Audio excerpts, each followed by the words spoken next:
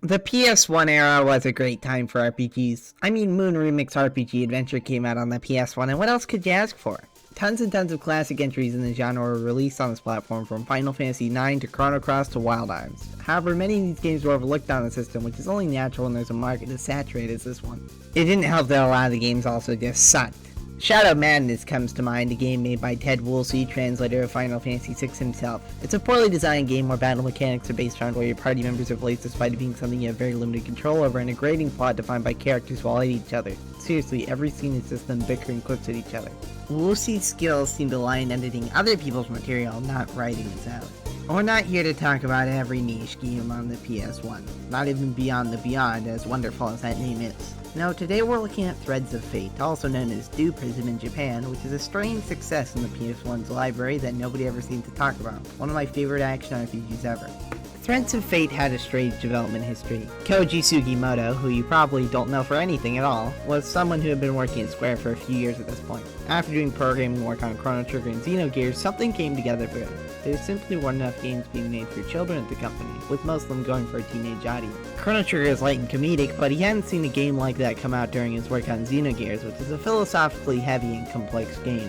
So for his next project, he wanted to focus on making a game that appealed more to children. To him, children were the future, and it was an untapped niche in Square's audience. In a lot of ways, Sugimoto was the perfect fit for an action game like this. He himself was bad at action games by his own admission, so when it came to designing one for children, it would come pretty naturally. Though I'm not sure how much he succeeded at this from a pure mechanical level. The first boss of the series, pain in the butt. The vibes are incredibly on point here. Everything is just so relaxed in this game. There's very few moments of true urgency in the plot. It's a nice breather. It is a bit complicated to have to go into a menu to cast spells as frequently as you do if you want to focus more on a magic build, but it's not as intrusive as one might expect it to be. Not only that, his appreciation for a simpler art style enhances.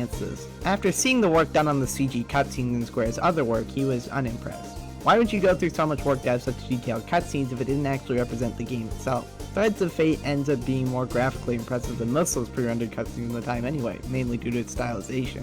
In a similar vein to something like Final Fantasy IX, Threads of Fate has been able to age gracefully in this regard.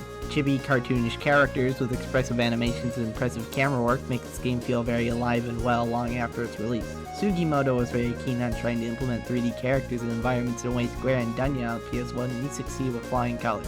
Even the name of the game in Japan, Dewprism, contributes to its whimsical texture. The story goes that Sugimoto didn't know what to title the game other than knowing it had to have prism affixed to the end of it. On his birthday in 1998, the word Dew just came to him, and after a battle with the higher-ups of Square Enix, he was able to get it in. While I prefer the name Threads of Fate due to it communicating the intertwining lives of the two main characters, I think that Dewprism conveys a sort of simple fantasy to it. What is a Dewprism? Dew itself is a substance so associated with forests and nature that it creates an organic air of mystique around the title. It's very fitting. I'm not sure why they changed it in America, but again, I like both names. Of course, Sugimoto wasn't alone either. Sugimoto recruited a few others to help him on the project. During his time on Xenogears, he met illustrators Usui and Terada. He was so impressed with their work on the characters that they were recruited for Threads of Fate, and you could see some of the similarities in the key art for both games. Composer Junya Nakano was irrevocably changed by the development of Threads of Fate, and his score is one of the best parts of the entire game with its relaxed fantasy tones. All of this is great, but possibly my favorite thing about the whole experience is how the characters are handled. There's a smaller cast here than the average JRPG, which allows for a more focused and cohesive experience. I'd argue every character in Threads of Fate is memorable in some capacity, not for any depth or anything, but just because they all leave an impression.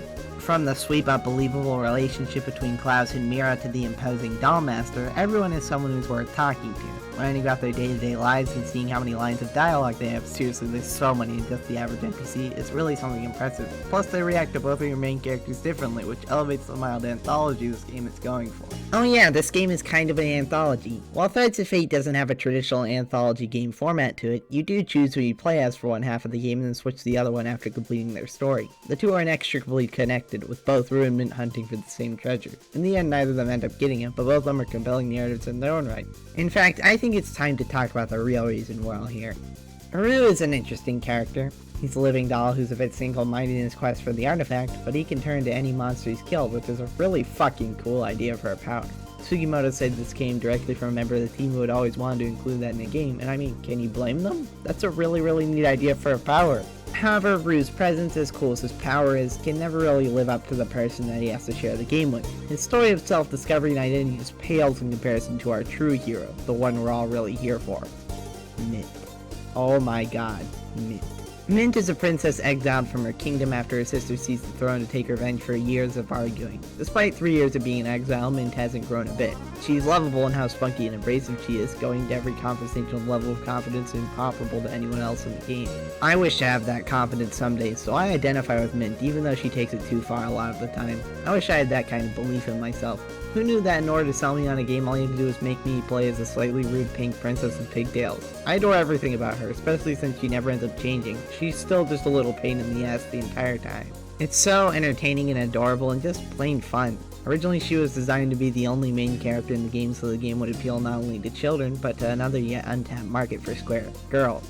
But Sugimoto figured that Ryu should be there for boys as well later in development. While I don't agree with this decision, I do think that there being two sides of one story enhanced the game for me, but that might just be because I love anthology games. Unfortunately, the planned sequel for Threads of Fate never went through. Sugimoto insists that he's still working on getting one out, but he's been saying that since 2004. I don't think there will ever be another game by Sugimoto, which is a huge shame. I think he captured the relaxed atmosphere and imagination of childhood very well in his one outing. There is a fan-made sequel titled Dewprism about Mint and her sister Maya finally trying to get along after the events of the original game, however. While I haven't played it, it seems like it's way different compared to the original title, with more of a focus on absurd breakneck action, and the graphics are more akin to Xenogears with the 2D sprites against 3D backgrounds. It's never been translated to English, but if it ever is, I'll give it a try. It's impressive to me that such a thing even exists at all. Threads of Fate is a game that is beautiful in its simplicity. Its name evokes mystique, it's got a soundtrack that feels right at home and relaxing, the game has a very low stakes plot that makes you feel cozy, and the combat is engaging enough to be fun but simple enough to not be too hard. While it's a game made for children, it's hard not to enjoy it even if you're an adult. It's a beautifully styled game with one of the most lovable casts of characters in the genre.